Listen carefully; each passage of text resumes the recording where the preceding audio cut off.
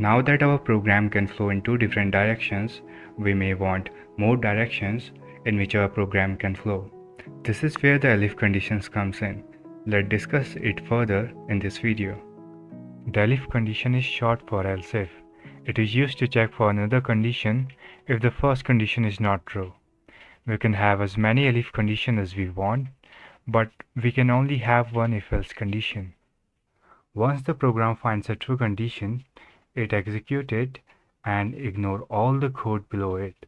Therefore, the order of condition is important when we are making a program. For example, let's say we want to write a program that checks a student grade and print out different message depending on their grade. First, we will ask the user to provide their grade. Then we will check if their grade is an A using the if condition.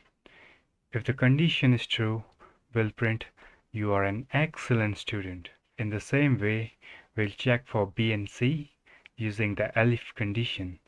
If the condition is true, we'll print the appropriate message. Else, we'll print that you need to work harder. Let's save the program and run it. Press A as an input to obtain the output, you are an excellent student. Similarly, we can check for B, C, and D. Finally, I want to mention that we can achieve the same functionality using if-else statement alone without the use of Elif. However, this approach tends to make the program look more complicated. Here is an example of the code demonstrating that.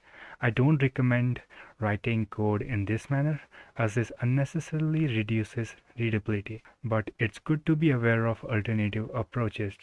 So that's it for this video. See you in the next one.